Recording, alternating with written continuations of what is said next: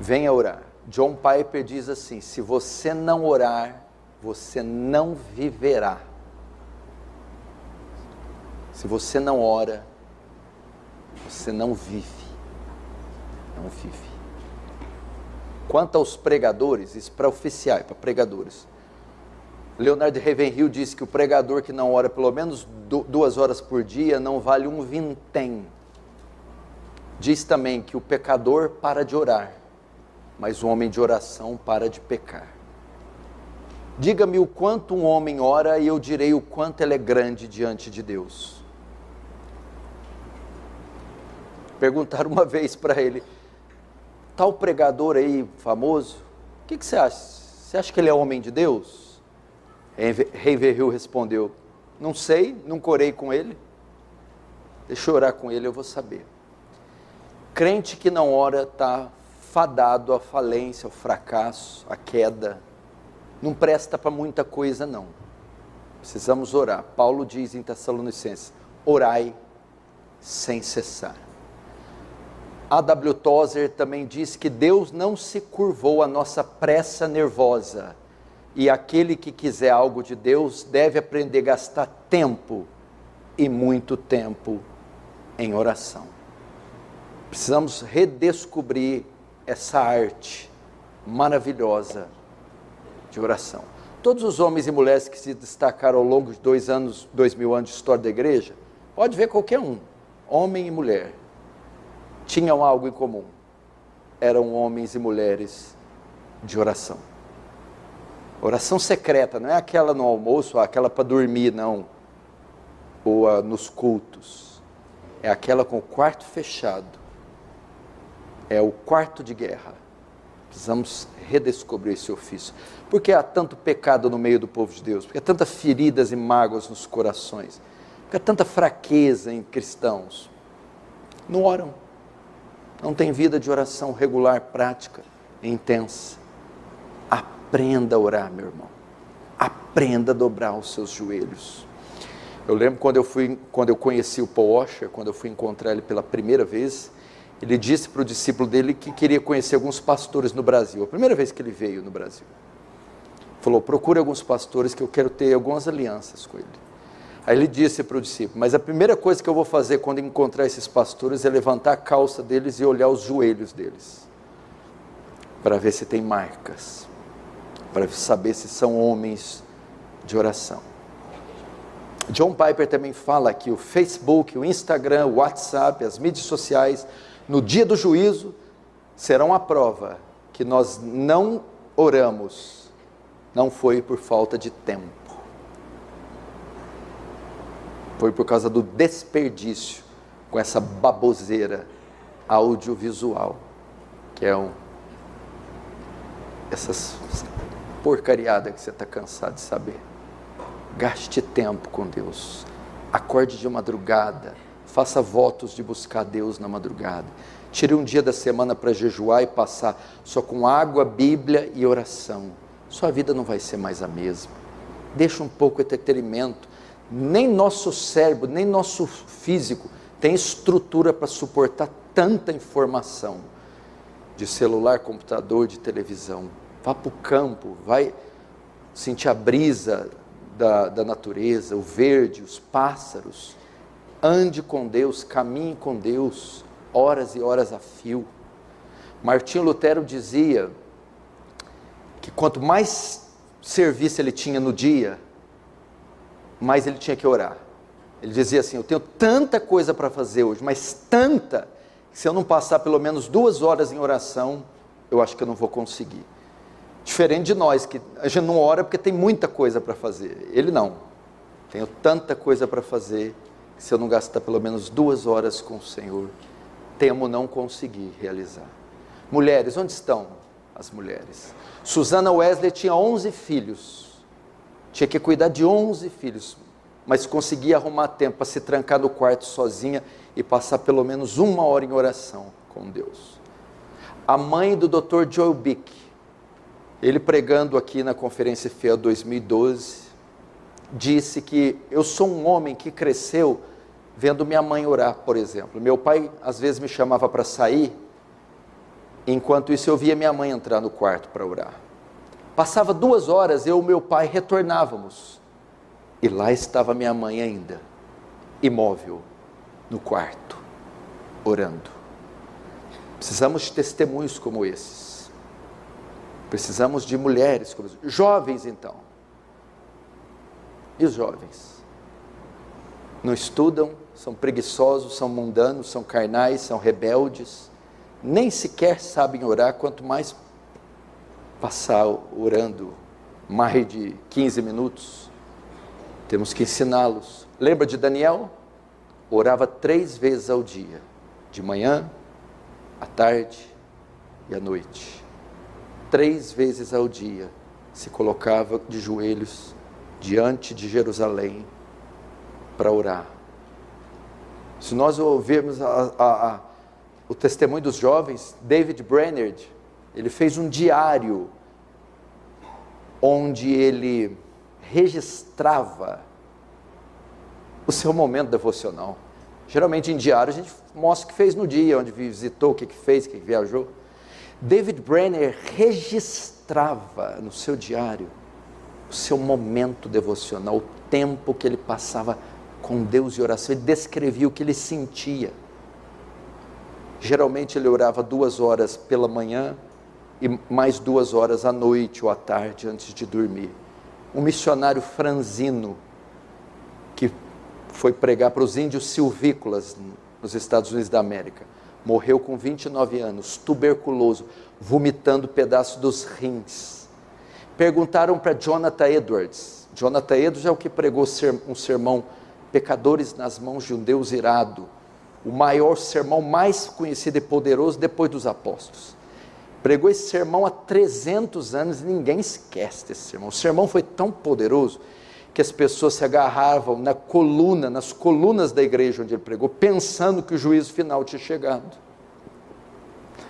Perguntaram para esse homem, Jonathan Edwards, qual a sua maior experiência com Deus? Ele respondeu, orar ao lado de David Brainerd, desse jovem franzino, orar com ele. Precisamos aprender sobre isso, gastar tempo. George Whitefield, D.L. Moody, todos os homens de John Wesley. Eu visitei a casa de John Wesley, lá na Inglaterra. Lá está ainda a cama dele, a biblioteca dele. E dentro do quarto dele, tinha uma outra salinha anexo, pequenininha, com uma Bíblia enorme aberta e um genuflexório. É aquele lugar de ajoelhar que é comum na igreja católica. Enquanto eu entrei lá, fiquei perplexo. A guia que estava nos guiando, me viu entrando e apontou para mim e disse, daí, dessa salinha aí, saía todo o sustento do metodismo. John Wesley é o pai do metodismo. E ela dizia, dessa sala aí que sai todo o sustento do metodismo. Ou seja, ele passava horas aí, orando e lendo a Bíblia de joelhos. Lia a Bíblia de joelhos, John Wesley. George Miller, um dos maiores missionários que a terra conheceu. Ele falou que intercedeu pela conversão de alguns amigos dele 50 anos. 50 anos que eu estou orando para a conversão de algumas pessoas. E creio ver muitas delas no céu. William Booth, do Exército da Salvação, também da Inglaterra, um homem conhecido porque ele criou o Exército da Salvação. Era um ministério que ele dividia os grupos em hierarquias, capitão, coronel, soldado, tudo com o viés evangelístico. E eles saíam em grupos para dar comida aos pobres, vestir os nus, para criar orfanatos e, claro, evangelizar, ganhar almas. E uma certa vez ele enviou um grupo em uma região da Inglaterra muito difícil, muito depravada. E eles evangelizaram algumas semanas e mandaram cartas do Sr. Booth, aqui não está adiantando, ninguém se converte. Continua tentando, ore por esse lugar. E passaram algumas semanas, Sr. Booth, estamos orando, saindo às ruas. Não adiantou. Ele disse, continue orando, tente mais uma vez.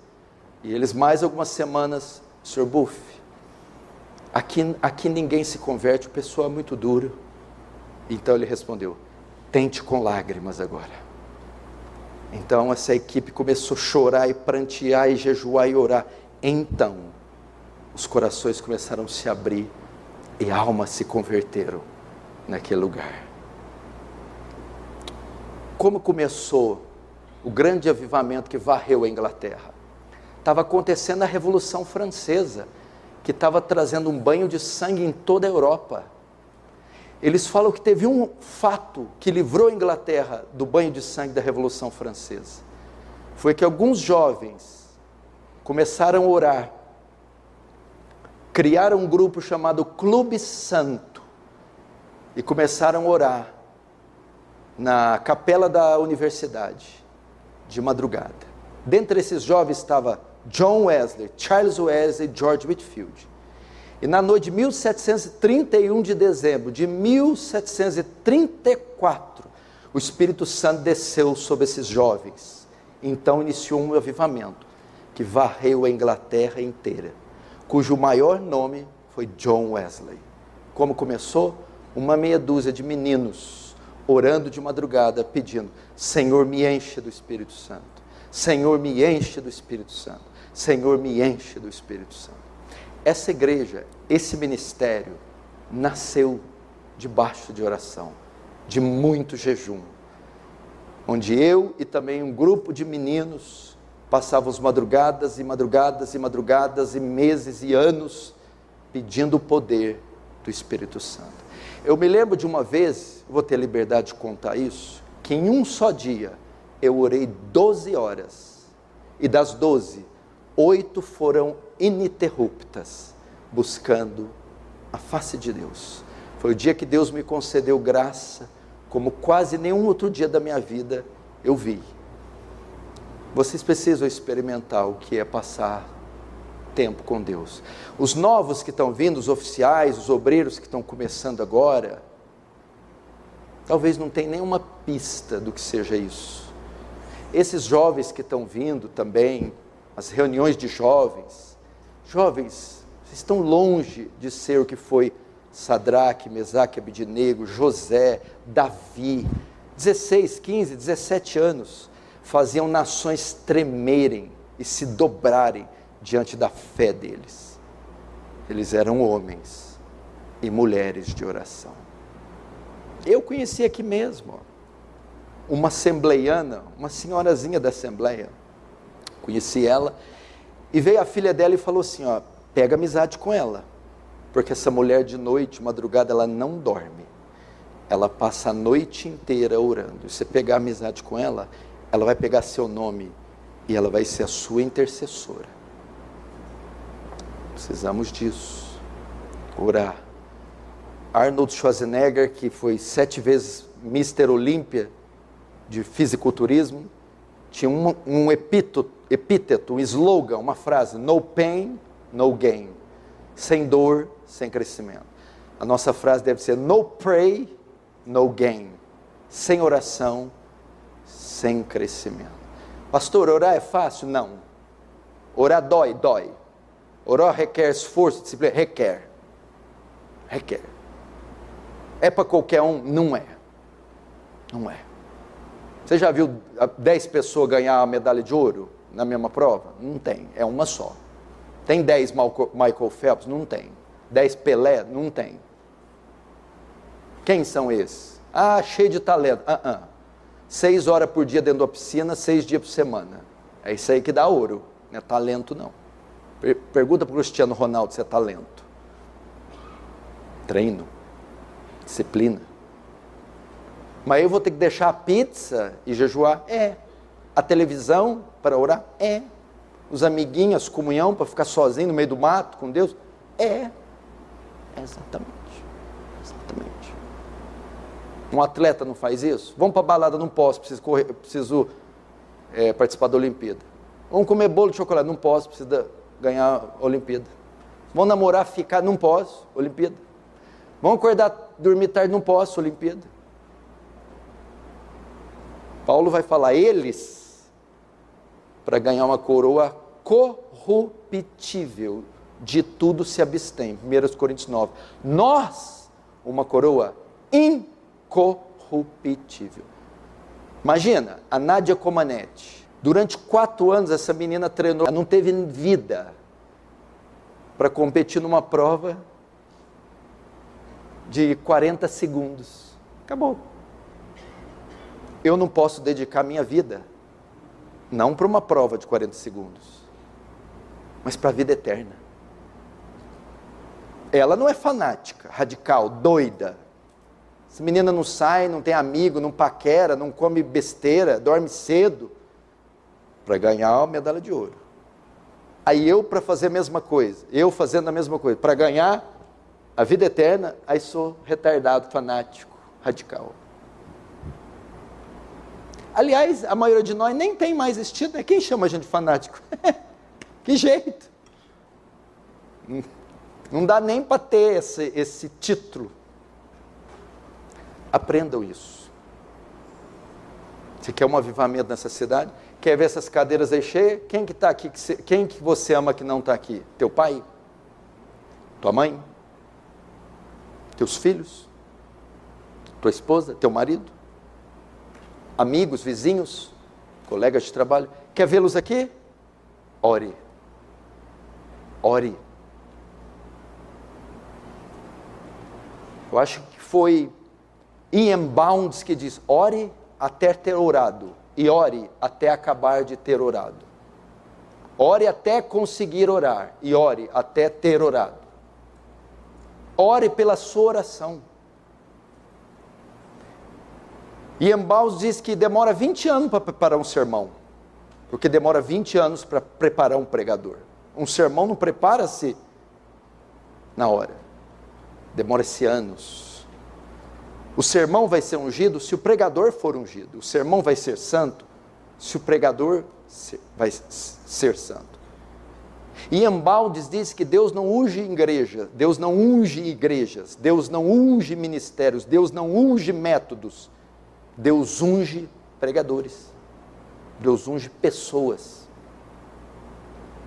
Moody dizia, põe fogo no seu sermão, ou pega o seu sermão e joga no fogo. Precisamos desse fogo. Sabe o que quer dizer a palavra serafim? Aqueles que queimam, que ardem em chamas, inflamados. Sabe por que os serafins fumegam? Aquele fogo não é deles, não vem deles. É por causa da proximidade que eles têm do trono, da glória. Aquela Shekinah, aquele fogo. Eles estão tão próximos que aquilo arde, queima eles. Nós temos que ser como esses serafins. Arder, queimar, inflamar. Diante da presença de Deus, em oração. David Wilkerson. Talvez esse é o maior pentecostal que a terra já viu. Ele tem o meu respeito. É o escritor da Cruz e o Punhal. Aquele que foi evangelizar as gangues violentas de Nova York na década de 60, 70. Ele escreveu um best-seller, Cruz do Punhal, e fundou uma das igrejas mais belas do mundo, a Times Square Church. Sabe como começou o ministério desse homem? Todo dia que ele chegava, ele gastava 2 horas na frente da televisão. E Deus começou a incomodar ele. Então ele falou assim, eu vou anunciar essa televisão no jornal, e se eu conseguir vender isso agora, eu vou me dedicar as 2 horas que eu gastava com a televisão em oração. Depois de fazer o anúncio, minutos depois alguém toca, ele fecha, vende a televisão e passa todos os dias à noite, no lugar de gastar 2 horas com a TV, passar 2 horas com Deus. Então surge esse ministério, Deus, o World Challenge, o Teen Challenge, e vai ser esse ministro formidável. Pra você ter uma ideia, ele fundou um ministério de recuperação de drogados, que que o presidente da época, Ronald Reagan, ele elogiou e disse que é um dos métodos mais eficazes de recuperar drogados, era o Teen Challenge de David Wilkerson, um homem que ousou vender a televisão e orar 2 horas antes de dormir. Experimentou? Experimentou o sabor disso? Ser visitado por Deus? A igreja fica aberta todo dia, de segunda a sexta, das 6 às 9. Fica aqui aberto. Com um oficial intercalando de semana em semana. Para quê? Para dar uma opção para aquele que não tem um lugar secreto, reservado, orar aqui. Então, das 6 da manhã às 9, aberto. Então, aquele que quer, antes da faculdade, do trabalho, da fábrica de sapato, antes da universidade, vir ter um tempinho aqui com Deus, está aberto. É ridículo o número de pessoas que vêm. Extremamente pequeno. Quarta-feira, razoável, vigília também. Vamos aprender a prática do exercício espiritual mais elevado que existe. A oração. Quer deixar de ser carnal? Ore. Quer vencer as tentações e o fascínio pelo mundo? Ore. Quer dominar a carne, o pecado e as facetas do seu caráter? Ore.